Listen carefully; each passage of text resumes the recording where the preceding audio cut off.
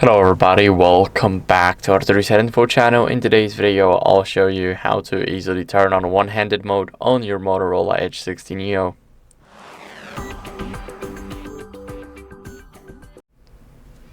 So first, what are we going to do is we're going to go over, unlock the phone, and then we're going to go over into settings. Now we're going to go over and open up gestures. Here we have one-handed mode and we want to turn it on.